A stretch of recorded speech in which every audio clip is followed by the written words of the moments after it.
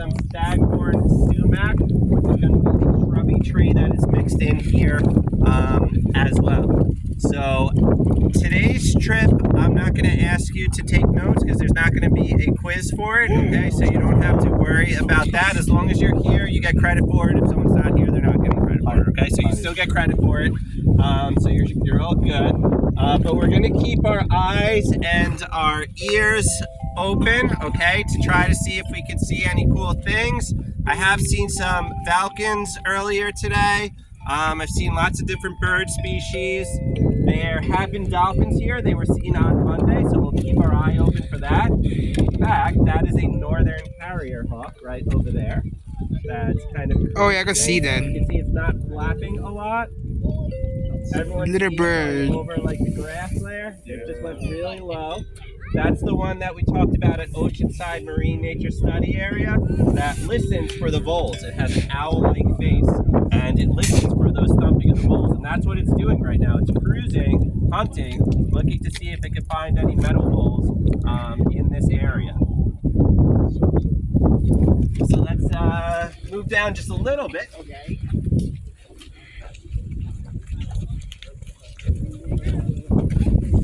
Yeah. Ooh. Now what's cool is you come here different times of year, you see different things. So right now you have a lot of the spring birds that are passing through. This is over the migratory flyway of the Northeast, so it's a big migration hotspot, and a lot of people do go bird watching here, and they'll do bird photography here. So if you look over there at that platform, you can see some people on there. I don't know if they're bird watching or not, but that's the Hawk Watch platform, or they call it a bird watch because you could watch any birds from there. But usually they're looking out for hawks like that harrier hawk that just flew by. Now's the time of year where the hawks will be passing through, and also in the fall. We usually see even a larger concentrations of hawk passing through in the fall migration. But there's also lots of different birds that you would expect to find down by the shore. So there's definitely some different gulls. You might have seen some of them sitting in the parking lot. Contrary to what you might have heard, there's no such thing as a seagull, okay? That's just a generic term for gulls that are found by the sea. But there are different species of gulls. This one over here is probably the most common. This is going to be the herring gull, and those were primarily the ones, I didn't sort through them all, but primarily the ones that were over in the parking lot. You can actually kind of see them over there in between the cars. But there are other species too, so we'll keep our eye open for them. This one's starting to come in. This is the laughing gull. It actually gets its name because its call sounds like someone laughing, and you can see it looks a little bit different. It has that darker mask on the face. These smaller birds that kind of look like gulls with the thinner beaks, those are terns, and there are some tern nesting areas here. Both the least tern and the common tern, they are New York State threatened species. So we'll talk about that in a second. This one should look familiar. Anyone remember what this one is? A hawk? This is a hawk. What type of hawk? We saw its nest at Oceanside and at Levy Park. Osprey, very good. So we can see osprey here. Yeah. I saw actually 3 of them as we were going down Wantaw Parkway, but they were fishing freshwater because they just stocked those lakes with trout. So they were going for the easy pickings over there, but they are over here by the beach as well. So we'll keep our eyes out for them. There will be some different shore birds potentially. This one over here is the American oyster catcher, which does nest as we get closer down by the beach. Called an oyster cracker because it has a nice thick bill and it can actually crack into things like oysters and other shellfish. This one over here is a really interesting one. This is a red knot. And the red knot actually does a circumpolar navigation. So it goes all the way from the southern hemisphere to the northern hemisphere. One of the largest animal migrations there is, and it's a tiny little bird. Something they need to fuel them along the way is going to be horseshoe crab eggs. So they're very dependent upon the health of horseshoe crabs and their populations. Unfortunately, populations of horseshoe crabs not doing that well. So the red knot, also a threatened species, not doing that well because it's lost some habitat and it's lost a lot of its important food sources. Okay.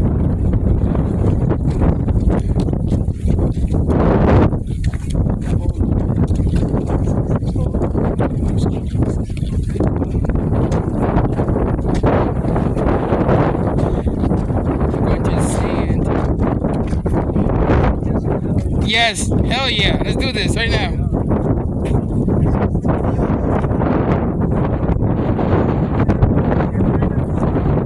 Hovering around, flying around, much smaller than the hawk we saw earlier. Those are tree swallows, and those are the tree swallow boxes. You might remember we saw tree swallow boxes at Navy Park too. Yes. They hang out here as well. Tree swallows eat up to 2,000 mosquitoes a day, so you get a pair of them. That's about 4,000 mosquitoes taken care of, and that's what they're doing right now, just flying around. And even though we can't see them, there are insects in the air, and as it warms up, there's going to be even more of them. So they're just going around the air, looking, hawking those insects and insectivores.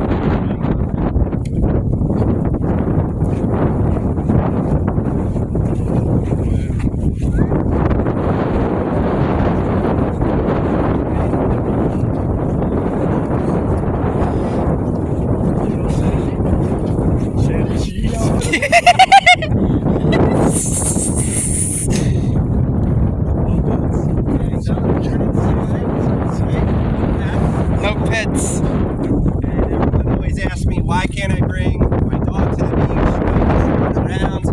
And the answer is, they stress out the native wildlife here. They're not a natural part of this ecosystem. Right? You don't see any dogs or anything like that running around.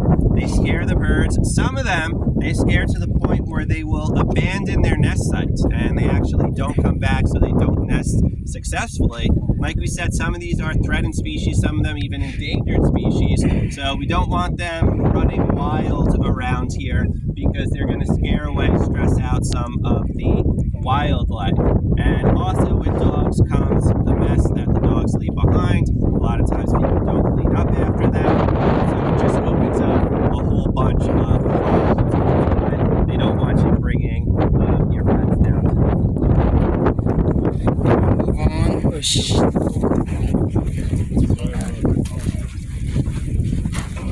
Oh, okay.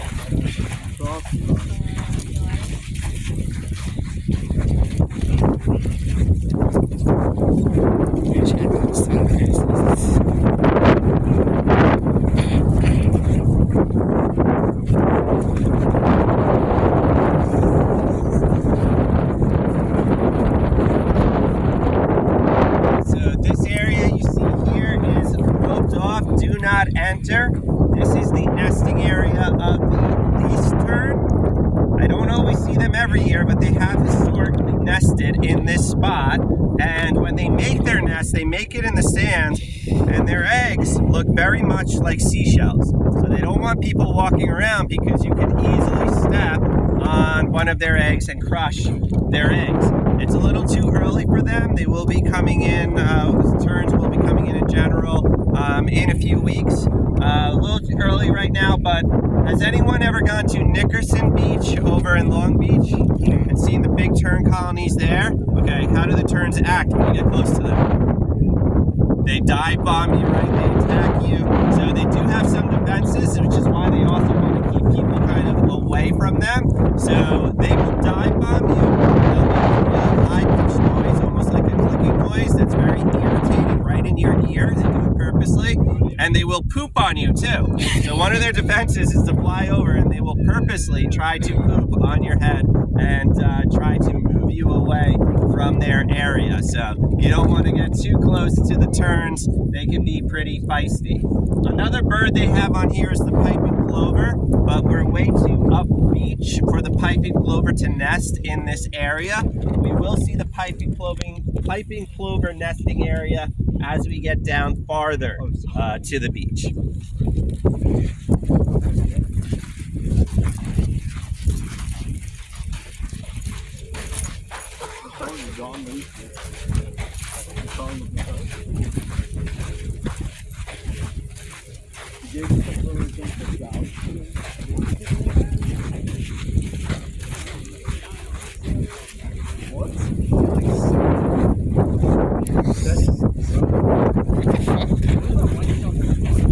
John.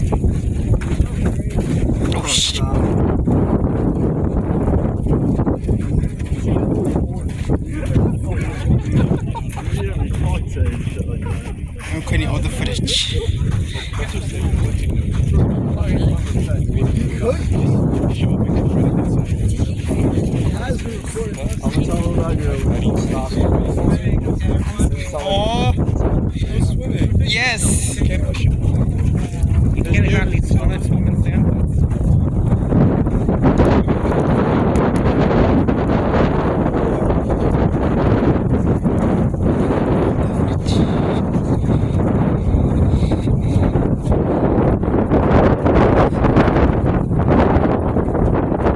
Over here is known as the swale. Down a little bit. It's a giant reed. Yeah, it's a giant reed, also known as Phragmites. We saw that at Levy Park. We saw that at Oceanside. And one of the things we said about giant reed is that it is an indicator that the soil is holding some moisture. So this area, the swale, is actually a depressed area that's going to hold a lot of moisture. It hasn't rained in a while, but when it does rain, there's all puddles that are throughout here. You'll see ducks, you'll see geese that are in here. There are a number of birds that live in here as well. And there are some other interesting organisms. Back inside, they have some models of them. There is a little toad that's called the Fowler's toad that lives in here. Still a little too cold for them, but this is a really good place to see them during the summertime. If you walk down that trail, usually you can find them on the edges of the swale. And their predator is here as well. Their predator is called the eastern hognose snake. And the eastern hognose snake is a minutely venomous snake. It wouldn't affect or hurt us humans, but it is venomous towards the Fowler's toads, and it hunts them, and it has a few cool adaptations. One of the things it does is it actually flares its hood, kind of like what other snake does that? A cobra, yes. So it mimics the venomous cobra. It will also rattle its tail like a rattlesnake. And the other thing it does is it will play dead sometimes. So it will do that to try to deter any predators from messing with it. A very cool species here on Long Island. The only place where you can see hognose snake, the eastern hognose snake, is here at Jones Beach, in this area of Jones Beach, or you have to go out to the Pine Barrens. Those are the only two spots on Long Island that you could see those two species. And you get a number of insect species that'll be mixed up in here as well. That's why the tree swallows love it, and it's going to attract some other bird species. A little quiet right now, but earlier this morning it was a little more hopping. The birds were a little bit more active.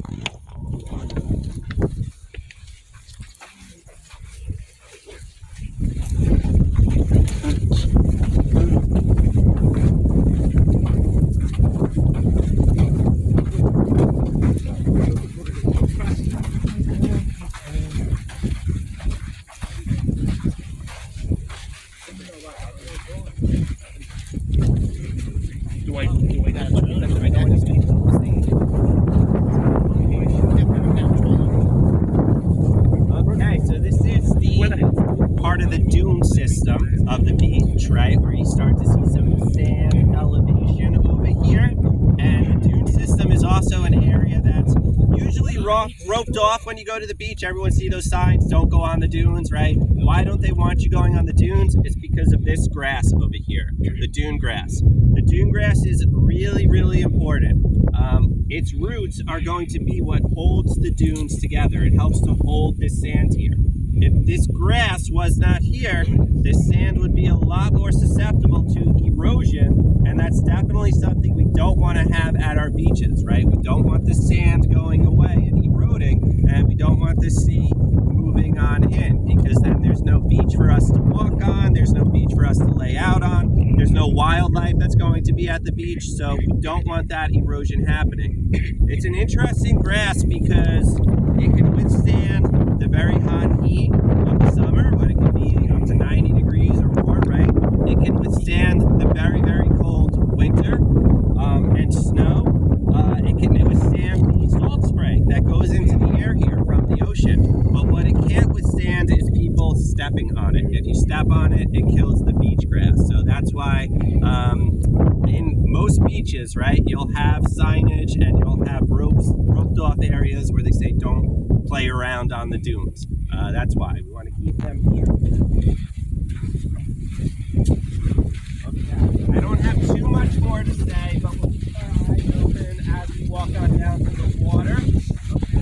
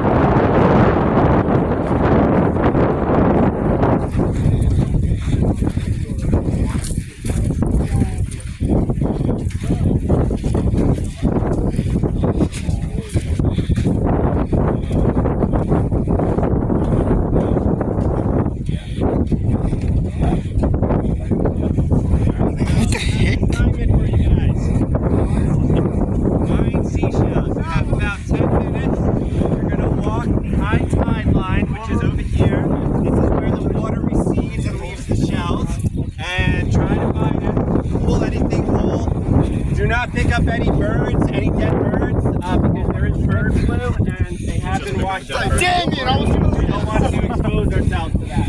In 10 minutes, we're going to meet over there by those concrete structures, and we'll take a look at what you found. Okay? Yeah! I want this. Do you guys think we're gonna go fucking swimming? Yeah, go first! What the fuck?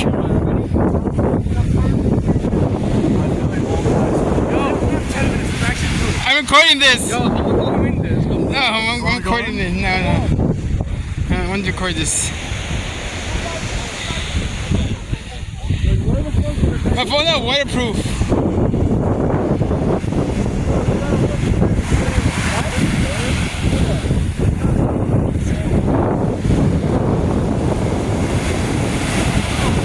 Okay.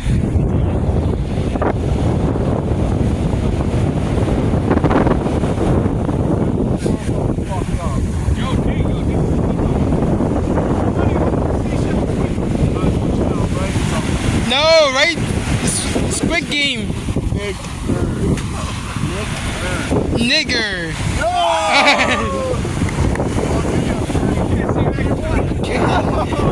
Oh shit! Come on!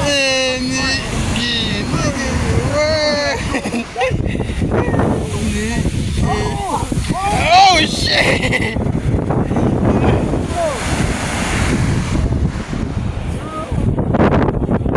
Vai sim, chegar. Oh shit!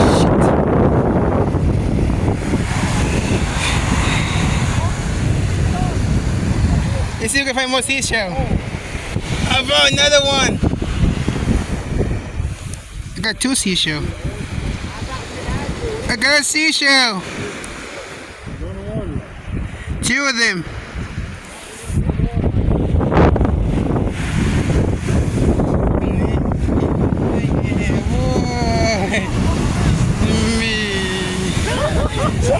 gosh.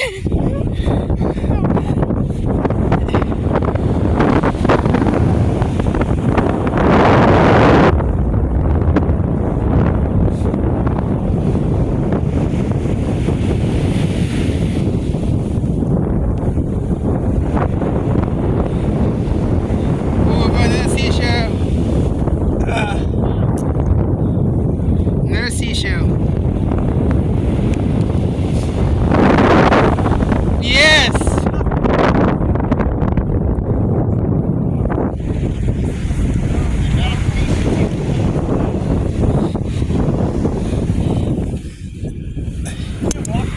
Another seashell. I think there's a little seashell. I think there's seashell.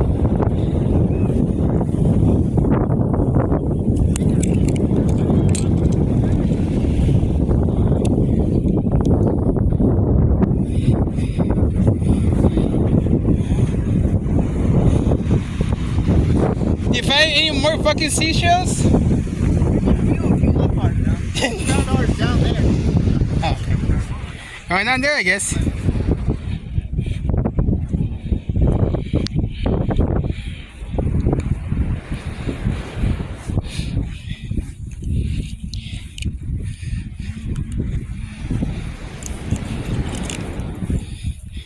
Did you grab one? Yes.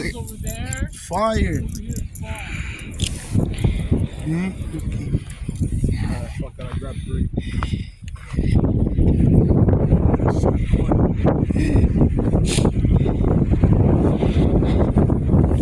Got another one. Now seashell, guys.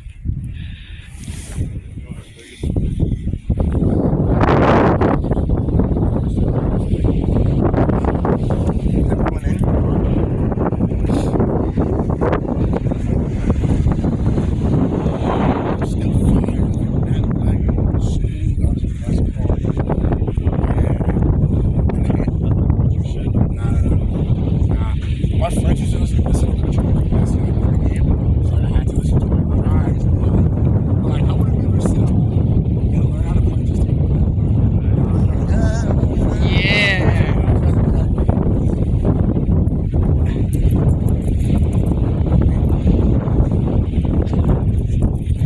Alright, just fucking It's not too bad outside.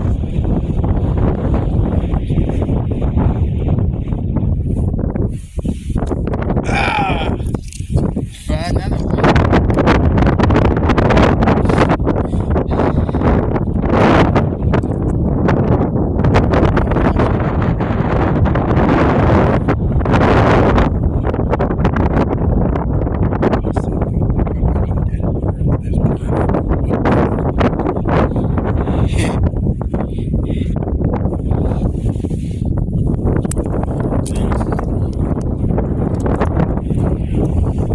What's he shoot?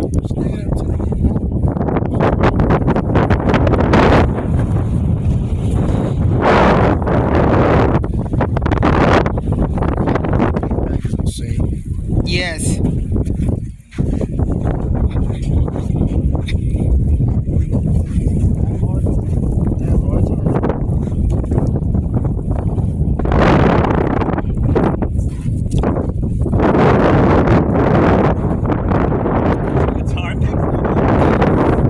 Oh, you're gonna. Oh, okay.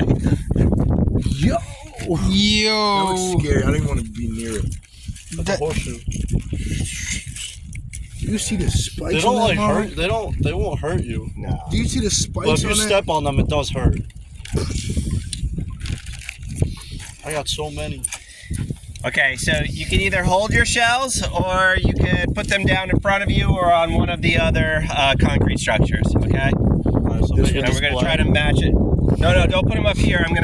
This is my display. Okay, I'm gonna show you guys, and we're gonna try to match up what you guys got to what I got. Okay, What is that, rattle? we're gonna talk about it. Wait, this is yours too? Nope, those were here. Those are not mine. Oh, you did this before. With another class? Yes, I did. Oh, that's fun.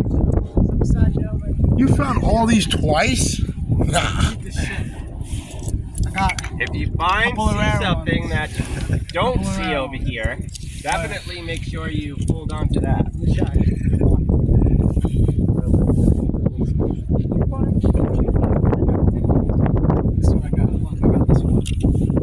I'm stacked up. Oh, It's rare, right? It has that's pretty cool. That's actually this guy over here, but a smaller version of him. Yo, good job, Very bro. cool. Thank you. We'll find out what it is in a second. That's just a broken I clamshell. don't know what to do with all these. You can put them on one of the concrete pieces, or you could just throw them on the ground in front of you for now. We're going to talk about scallop.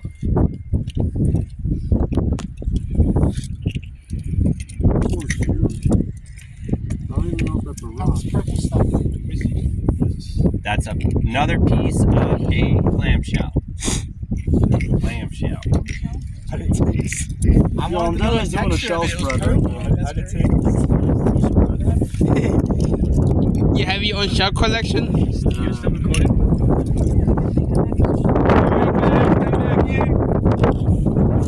Tried to build a sandcastle in the water, dumped it. Yeah, I saw that. Alright, I'm lit. Nice. So hold on to what you found. Wait. Did he find some beach, right? No, this is a model. This is Oh, this I found on the beach. But not this. This is the rarest one I got right here. I turned up. Snail shell. Shell's good. What? No, go there to smell. Don't be so tight.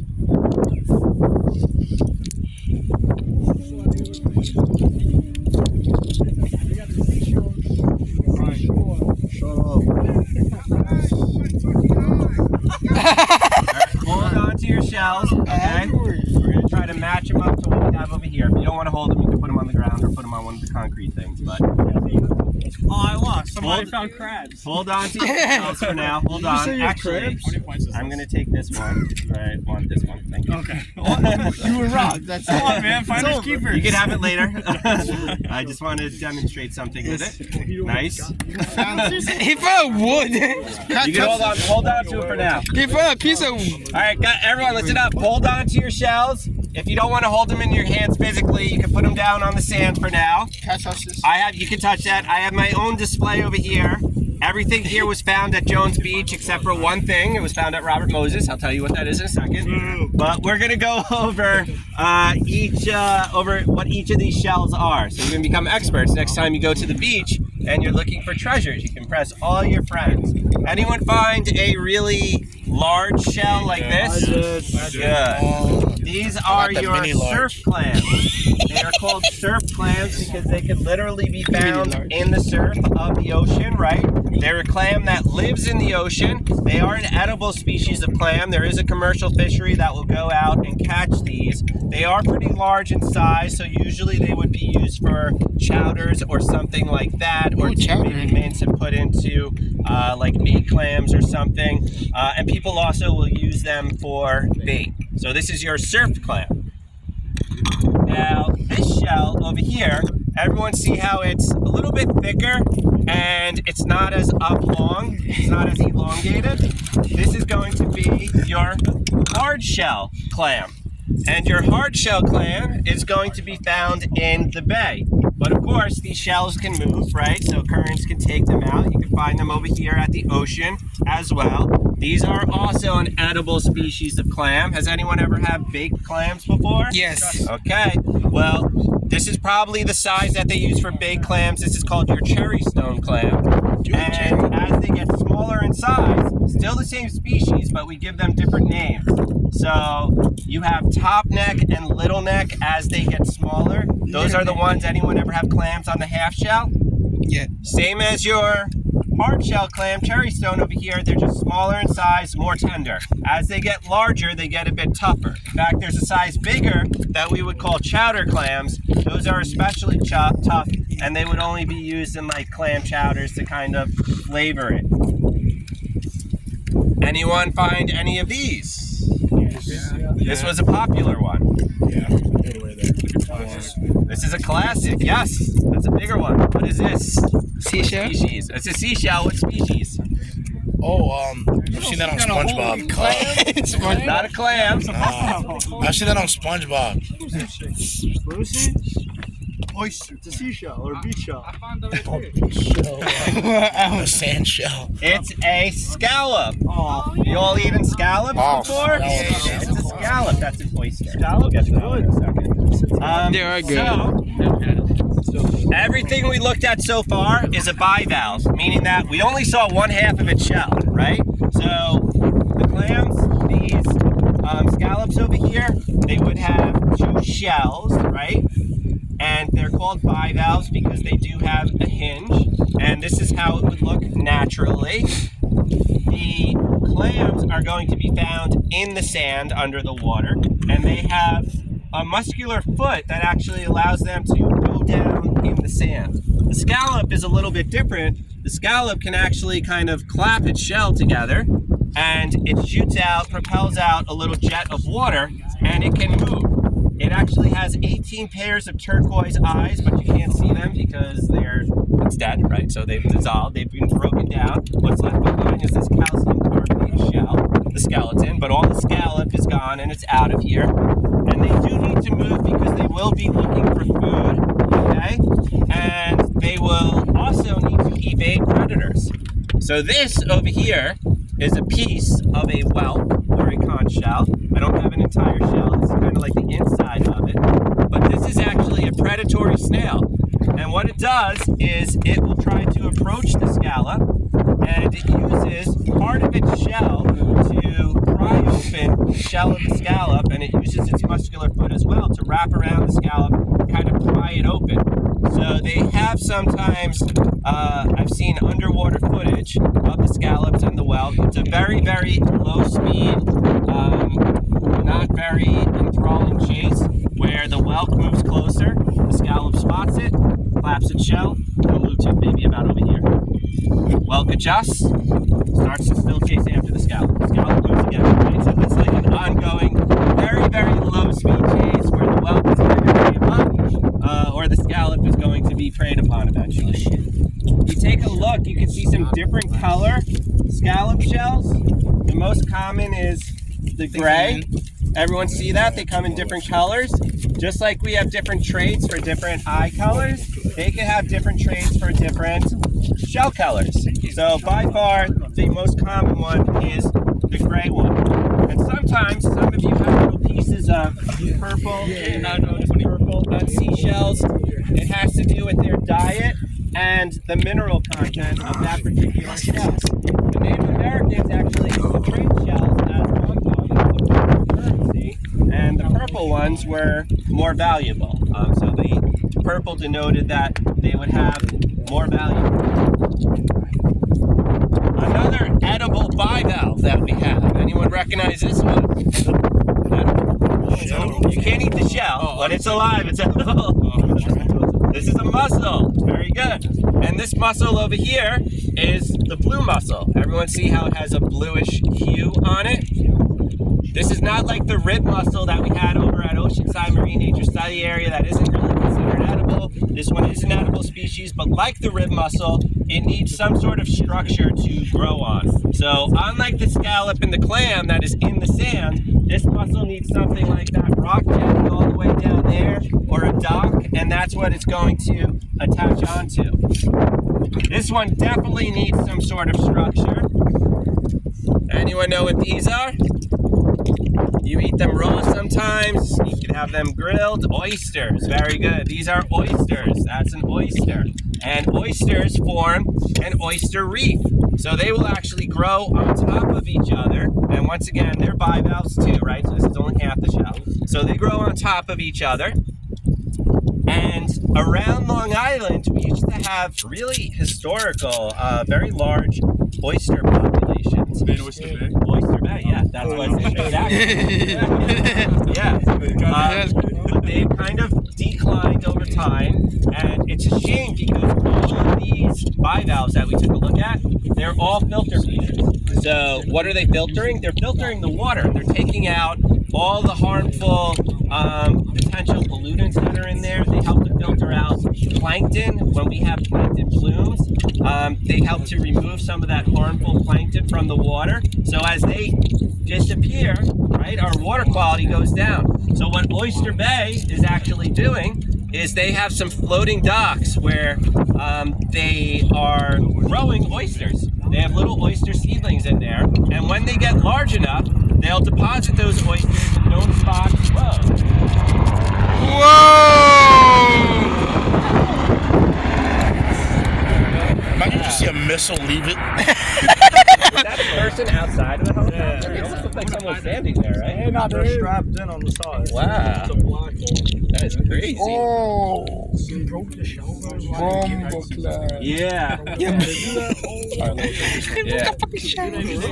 Looking around in the corner, trying to find some corner shells. All right, back to our oysters. Very important for filtering the water. What they'll do is they'll relocate those oysters that they're growing to known spots. They have the GPS coordinates, right? And sometimes restaurants will even donate the shells, the discarded shells of the oyster, because although they're not alive, they provide structure, a natural structure, right, that the oysters can bind onto and grow. Another bivalve. Anyone ever see or hear of this one before? Know what it's called? Very elongated. It's a type of clam. So there's two types of these. One's called the jackknife clam. The other one, a little bit wider, is called the razor clam because it kind of looks like a straight edge razor, like the old school barbers would use. And it's a clam just like these, but very elongated. This one's really good at moving down into the sand. So if you were to try to capture one of these, you got to be quick because they use their little foot to move down very quickly. We have some univalves. These are Whoa, another one. univalves just have one shell, okay? So they don't have the other half of the shell. So something like this is a limpet, and this one over here is a slipper limpet. If you take a look, see how it has this extra piece in here? It's supposed to look like someone wears a slipper. So this is Yeah. my slipper walking. Yeah, it's called a slipper shell. Some of you should recognize this one. It might be a surprise that we have them up here this far. Sand dollar? This is a sand dollar. Very good. This is your sand dollar. Yep. I found this one before the exception. I found this one over at Robert Moses by the lighthouse. I found a couple of them there. Because they're usually thought of as more of a southern species. We do have them up here as well. And they're just cool looking. They're a sea urchin that is actually just spotted, okay? And they have this radial skin here. So you can see it has a line on it. Almost looks like a flower, right? This one, of course, is dead, but when they're alive, they have little hairs that stick out all around the shell, and that's how they filter out the water and they get their food. So it's not always easy living to be a bivalve in the ocean. There are some predatory species. Things like gulls can, of course, pick up the clams and drop them, right, to get to the insides. There are some fish that have strong enough teeth, like blackfish, also known as the tautog, that can actually crush into smaller clams, right, and get inside. This guy over here, this is called a moon snail. And the moon snail is another predatory snail. But this one is going to go on top of the clamshell, and it uses its foot to kind of wrap around. It doesn't pry the clam open. It has a special organ. The organ is a tongue-like tooth almost. It's called a radula. And what it does is it drills out a perfect circle in the clamshell. So if you've ever seen clams on the beach, that it almost looks like someone drilled a perfect circle into it, right? Like you could almost make a necklace out of it or something like that, ready to go. That is the job of a moon snail or another drilling type of snail. oceans did, okay? And then they can get to the insides of the sand. We talked about the well. Anyone ever find anything like this on the beach? They can be even longer. Looks weird, right? Yeah. This is actually the egg casing of the well. So the well will lay its eggs, and there will be little tiny elks that are inside of this egg casing. Anyone find any shells that have a bunch of like pits on them? And it seems kind of damaged. Yeah. Okay. Right here. That's actually a parasite. Here you go. Very good. You could probably even break it because it's been weakened. That's a parasite. Yep, see, it just falls apart. It's called the yellow boring sponge was on here. And the yellow boring sponge will grow on the clamshell, and it secretes a chemical that is going to eat away at the clam. It doesn't eat the clam itself, right? But that secretion eats away at the clam, and it makes the clam more vulnerable to predators, disease, and the clam can also die as a result of that. So the shell gets broken down. So you will find them sometimes. We have some different crab species, including this one over here. This is the carapace of it, just the shell. It's missing the pincers. There's a live one inside that we're going to see. Anyone recognize this one? Not a horseshoe. The thing with the ray in it. The stingray. The stingray on that. No. Those are just, we'll talk about those in a second. These would be where the eyes were, but they are now, decomposed. It's a spider crab, a relative of the king crab. Ever watch Deadliest Catch? Yeah. This is like our version of it. Unfortunately for us, ours don't grow as large and they don't have a lot of meat on them like those king crabs do. So they're not a particularly valuable or sought after species, but they are cool because they kind of look like a spider. They can have a mutualistic relationship with algae that grows on them, so they kind of blend in with the seagrass and the algae. And there's even another crustacean that is growing on them. Anyone know what these are? Has a very, very strong adhesive that sticks onto things. Barnacles, very good. Barnacles are in fact a crustacean, and they have almost like little arms. What's that? They have almost little arms that are going to stick out of their hard shell over here, and that's how they feed. Aren't barnacles like one of the reasons for like ships getting destroyed underneath? Yeah. Oh yeah. Like, Yeah. It's not cleaned after a while. Yeah, you have, yes, because they grow on things that really don't move a lot. It can also drastically reduce, slow down, yes, exactly. It puts more drag on them, so they're less aerodynamic. So that's why boats will put on bottom paint, and they need constant maintenance so that algae and things like the barnacles don't grow on them. Wait, how do they clean it at the dock? They'll just like use a brush or hose it off with water. As long as it hasn't been there for a long time, right? You can usually brush them off. Otherwise, they might have to really, like with the barnacles, you kind of have to pick at them because this is a really strong adhesive that they release. So you got to like pry them off literally with something. What's that? As well. Oh yeah, because it's very time consuming and it's annoying. It's insane. This one over here is a calico crab, also known as a lady crab. Yep. In fact, if you've ever been in the water at Jones Beach and you ever have something nip your foot, this is the likely culprit. This lady crab over here, they can be a little bit grabby, right? And they're looking for anything to kind of grab onto. Do they have blue crabs here? No. They do have blue crabs in the bay, okay? You can find their shells here and their claws here, but they're really not out in the open. But I see them all the time here on the beach because things move around, right? So the shells persist, they don't break down that readily, and you can definitely find them here. Yeah. In fact, there are like little ponds in there. Like I saw one on our way here. Yes, and in those ponds, believe it or not, in brackish water, you can find blue crabs in those ponds sometimes because I think their eggs get carried either on like gulls or by the wind. I'm not sure how they spread. I gotta look into that again. But they end up there, and they'll live in there. What about this one? Everyone should know this one. Horseshoe crab, right? Of course, this is a model of a horseshoe crab. Horseshoe crabs have been around for 400 million years. So they are prehistoric. They've been around since the dinosaurs. How do we know that? Fossil records.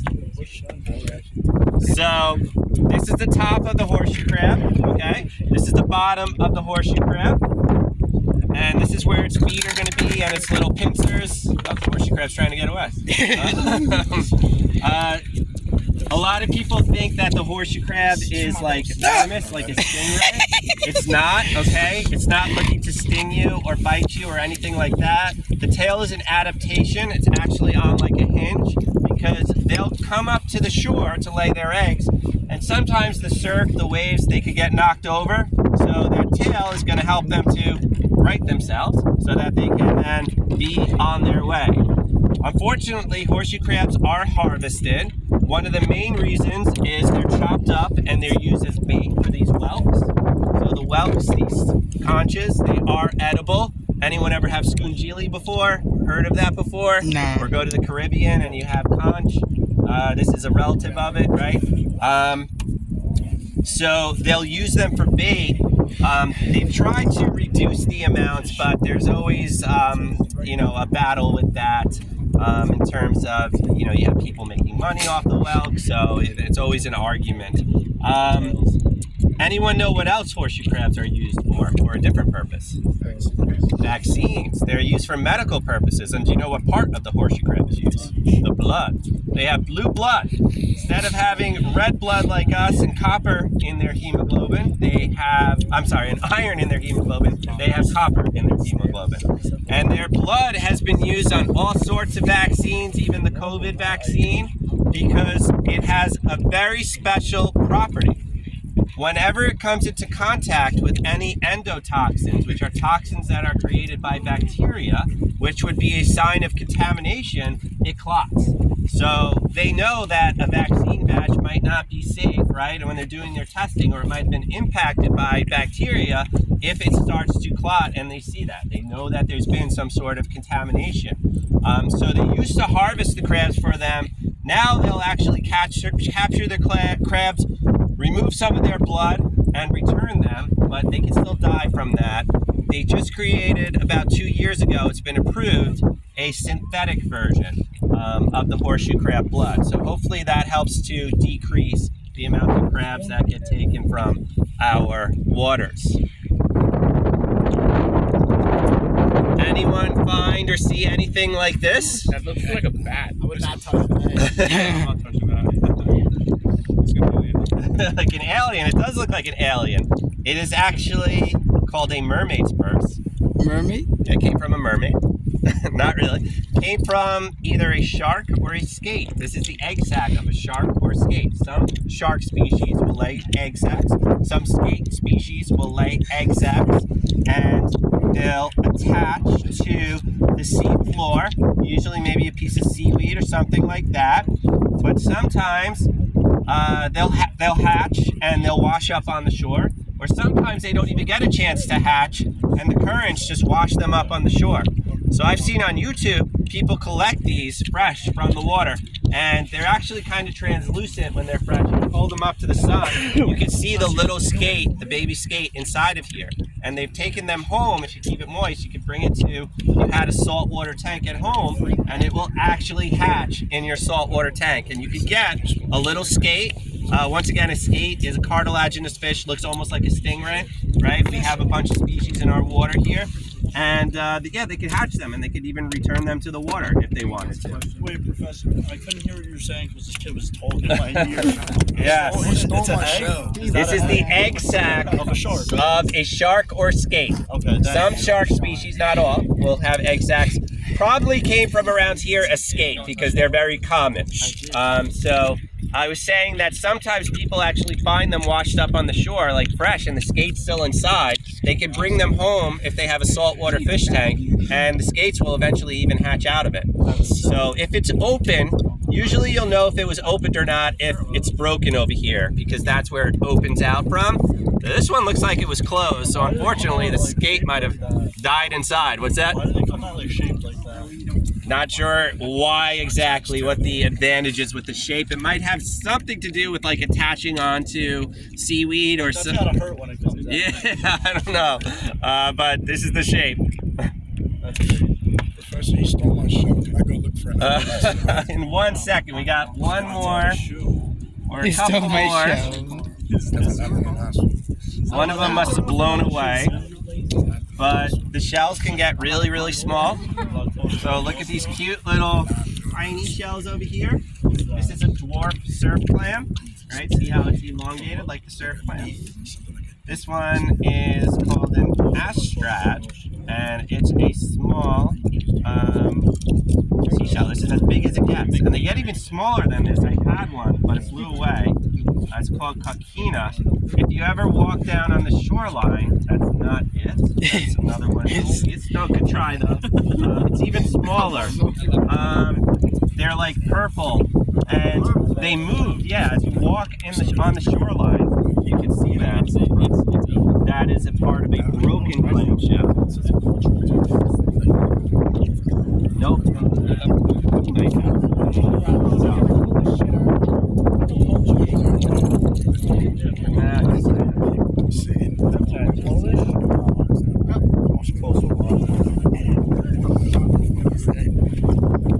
I'll look for one on the way back. That's a piece of a scallop shell. That's just a concretion, it looks like. Looks like some sort of concrete. Did anyone find anything that we did not see here yet? That is the jackknife clam. Smaller version of it. Oh, I got that. And a mold crab, which are those crabs that dig into the sand. People use them as bait sometimes. Sometimes people call them sand fleas, but they're not sand fleas. They're mold crabs. Sand fleas are a different species. And someone found a sea sow. It was sitting right here, and I left it here, and I came back, and it's gone. Because I think something came and ate it, because they are edible. So a bird probably came. There's a nice juicy sea sow. It was right. You can see the spot, and something probably ate it. All right, I'm gonna pack up. Just give me a minute here, and then we're gonna walk back together because we are gonna go into the Energy and Nature Center for only about 5 minutes or so. What do we do with the... What do you do? You can take them as souvenirs if you would like them, or you could return them back to the beach whence they came. You don't have really big ones? I'm okay, thank you. You can only take so many. Yo, let's go. You're gonna hit my boy. No. Oh, what the Yeah. Oh, shit. Oh, someone else.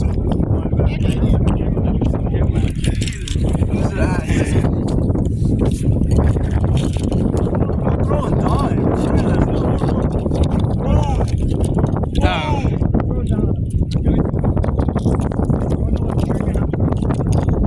I suck at throwing. Oh, that was too late. Dime.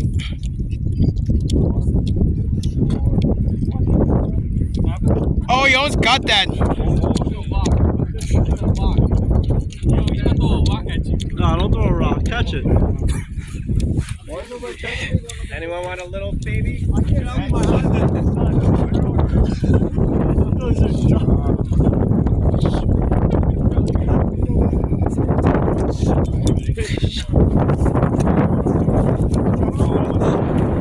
Throw rocks.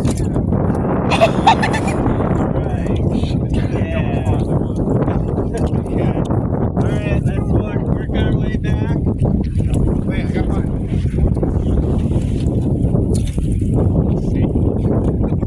Come on, another one.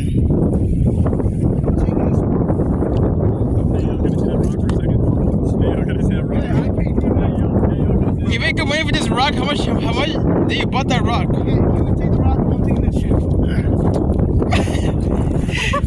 I'll have to carry this. Come help me carry this. Yeah, I got it. You gotta take it to your car. I'm gonna attach it like a battery, man.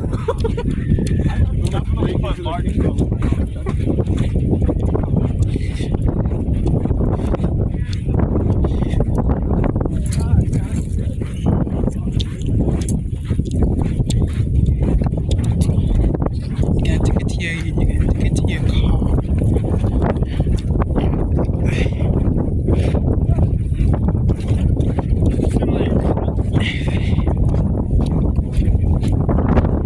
Hands like weapons.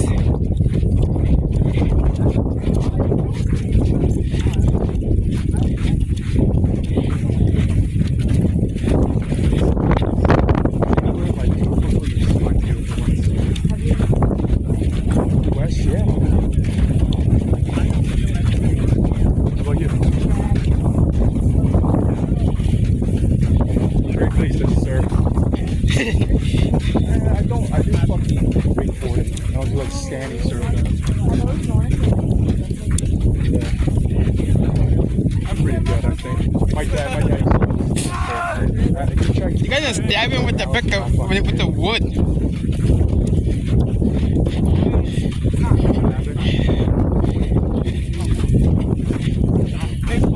Baseball! Baseball!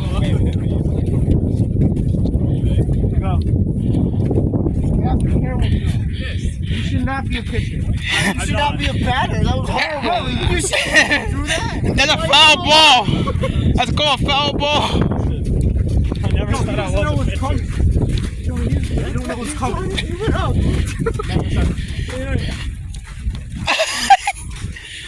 That's going up someone's ass. Stick it up in someone's ass! Going up somebody's ass. Who? Somebody's. Rock, paper, scissors. Loser gets it. Yes!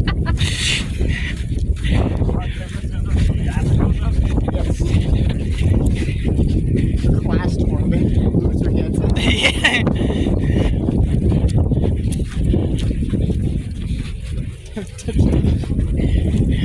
Where's he walking the building?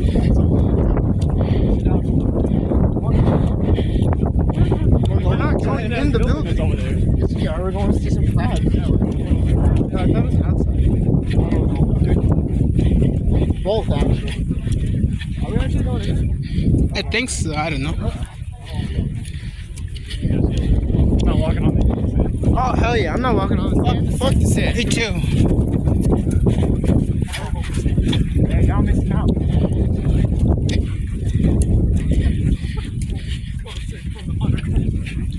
Me too.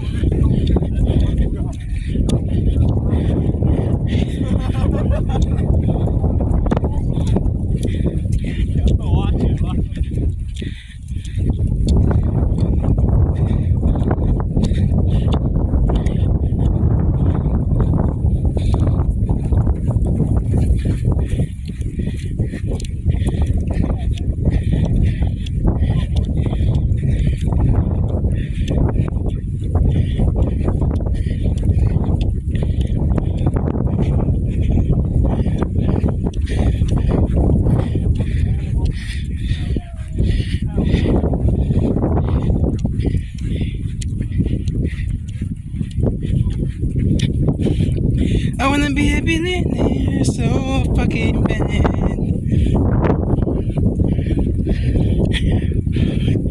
Cause I'm a billionaire.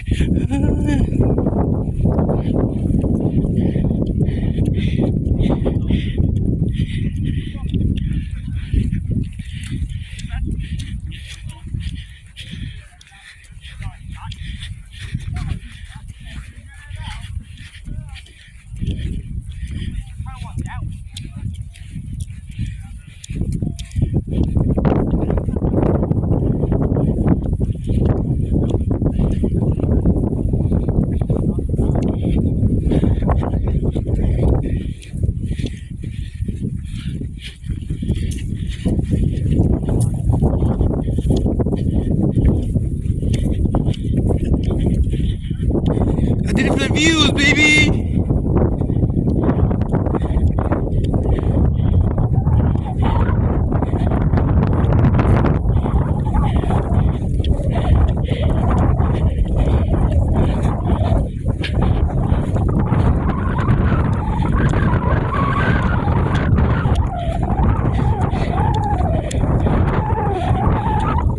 That's a vlog for today, guys.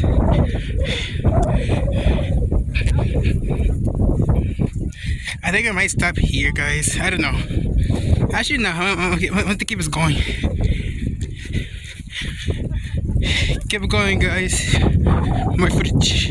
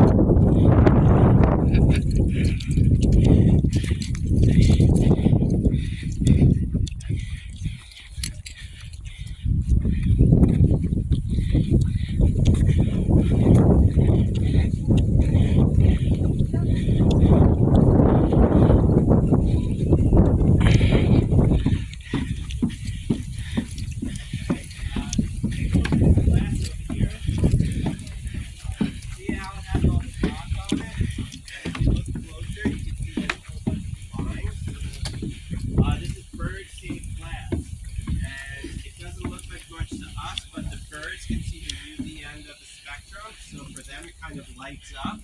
And instead of looking like an expanse that they could fly into, they see that and they'll avoid it.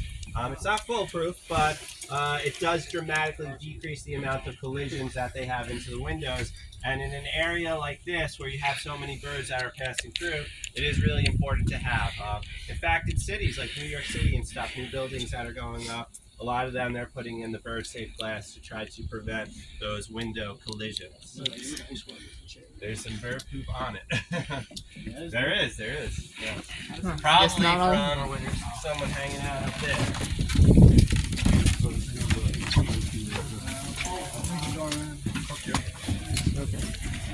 Thank you.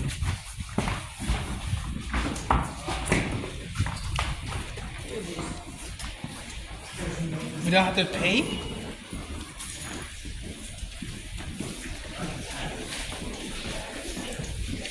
We're inside the Museum of Natural History. Okay.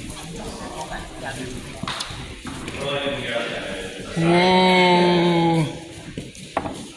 So they have some cool displays here. They have some models of the Eastern hognose snake. This was the snake that I was talking about by that swale area. And a little model of the Fowler's code that is feed upon, so you can see what it looks like. They also have a model of the diamondback terrapin in there. Remember when we went to Norman J. Levy Park? We saw. Is he alive? Oh, okay. Okay. His name is Motorcycle. And he has Motorcycle. Okay. Yeah, he moved from earlier. I thought it was a model too. He was so still. I didn't look carefully. Oh, God. And they have some seahorses. So if you'd like to see seahorses. Oh, yeah. we have killifish and we have snails, sea urchins. There is here, silverfish. They're not silverfish. Where the spiders are at? So the point is the farm. The sea urchins over there, right? That's not really So remember, yeah. The sea, oh yeah, there's a nice sea urchin right there. Purple, shiny thing.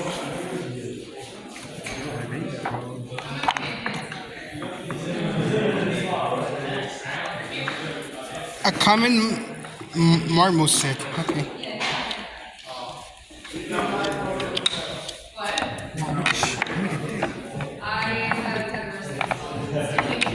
Look at the weed. Have you still not that? We're going on the right way.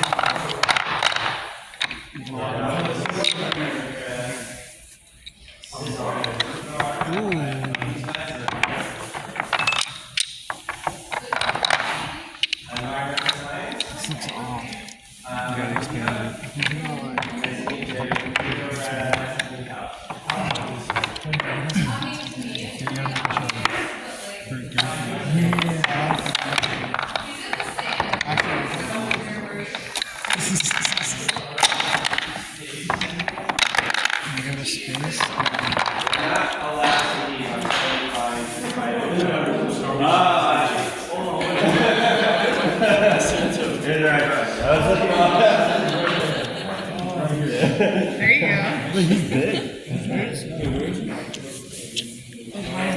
He's sleeping right now, but he will come out every once in a while. Right in front of me. Damn. I thought those were rock. Something's moving. Yeah, you could probably see his mouth.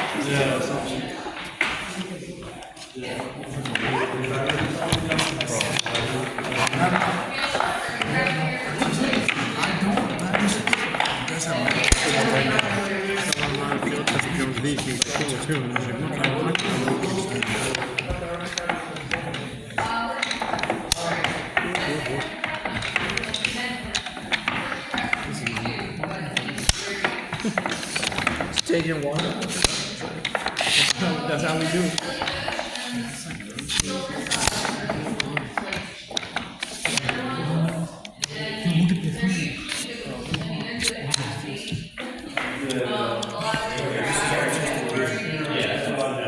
What do you see? It's a butterfly zoomed in. You can see it on the screen. I'm trying to get a good look at it. There you see. Oh, that's cool. Oh, I could see then.